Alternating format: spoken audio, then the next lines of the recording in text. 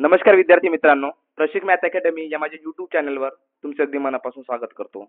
तर खूप दुःखाची गोष्ट आपल्यासाठी आहे, सॅड न्यूज. गुप्ता समितीचा अहवाल ऐकून मी सुद्धा काय दंग झालो.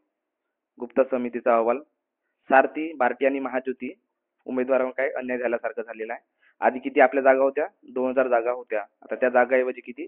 फक्त 100 जागा त्यांनी मंजूर केलेल्या आहे. आता ही गुप्त समितीचा जो अहवाल आहे अजून तो काही लागू झालेला नाही, पण त्यांनी रिकमेंडेशन केलाय की एवढ्या जागा कशाला बा, जागा कमी करून काय तुम्ही 100 पर्यंत जागा आणा, असा त्यांनी अहवाल दिलेला आहे. अजून तो मंजूर नाही झालेला आहे, पण लवकरच तो मंजूर होण्याची शक्यता आहे. म्हणजे जागा कमी होतीलच. Okay. Competitive exam pre turning ही मट्टामध्ये आलेली न्यूज आहे महाराष्ट्र टाइम्स मध्ये. ओके.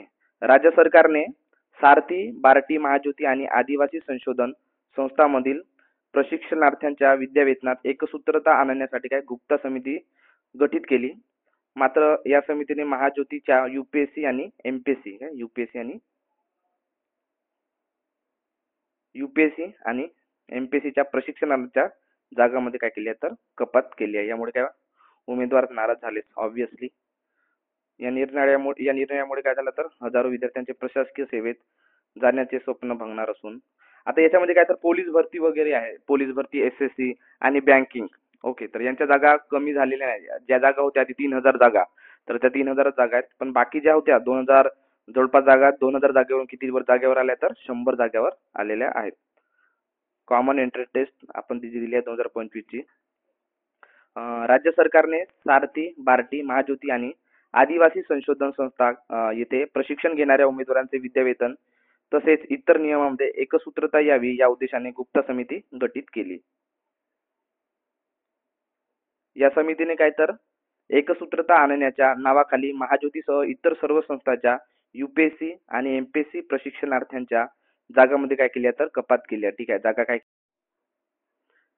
या निर्णयामुळे काय झालं? या निर्णयाने स्पर्धा परीक्षेची तयारी करणारे उमेदवार नाराज झाले आहेत. अजून समिती काय तात्काळ रद्द करण्यात यावी अशी मागणी करण्यात आली आहे. तसेच प्रशिक्षणार्थ्यांच्या काय जागा पूर्ववत करण्याकडेही सरकारचे लक्ष वेधलेले आहे.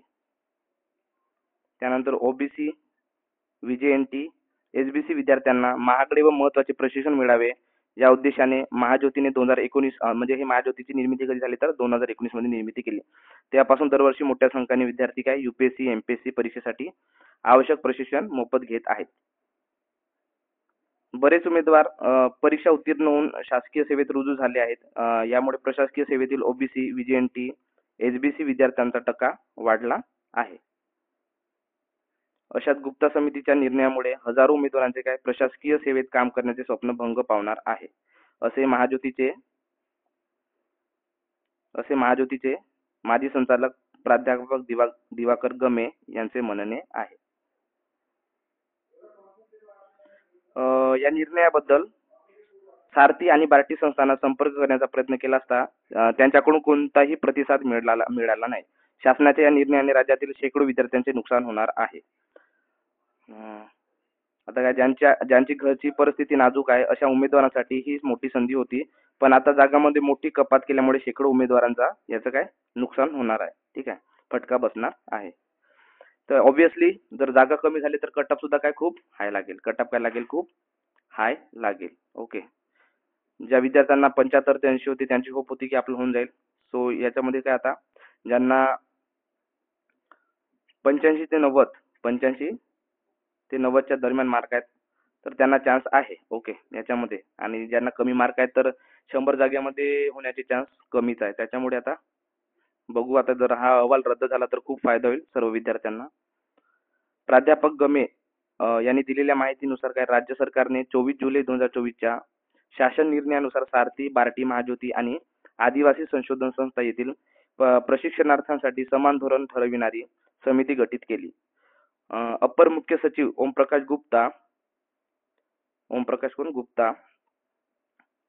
यांच्या समितीने महाज्योतीची बाजू ऐकून न घेता यूपीएससीच्या 2000 जागाऐवजी किती? यूपीएससीच्या ज्या 2000 जागाऐवजी 100 प्रशिक्षणार्थी तर एमपीएससीच्या किती होत्या जागा?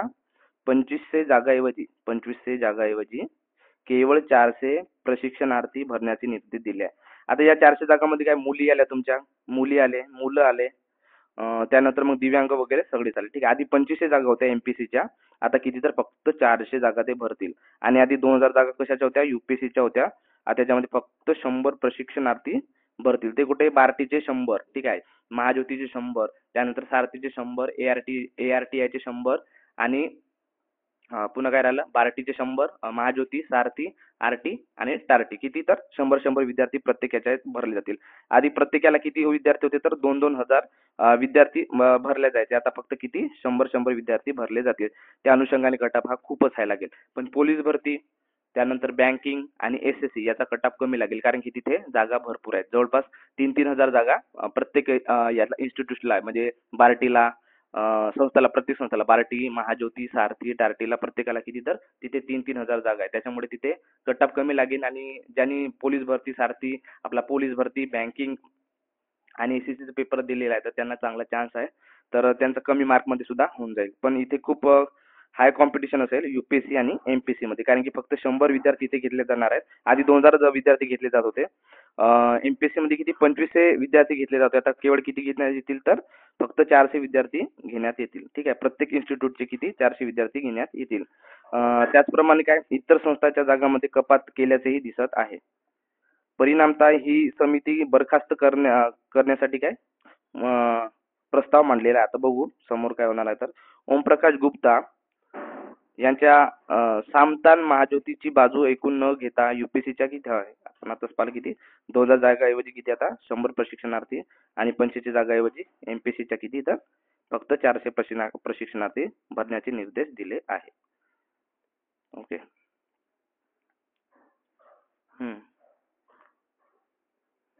ही समिती बरखास्त करण्यात येऊन महाज्योतीसह इतर संस्थांना पूर्वीप्रमाणे स्वायत्तता देण्यात यावी. सर्व संस्थांच्या प्रशिक्षणार्थ्यांच्या जागा पूर्ववत करण्यात याव्यात अशा विनंतीचे निवेदन मुख्यमंत्री देवेंद्र फडणवीस, मंत्री छगन भुजबळ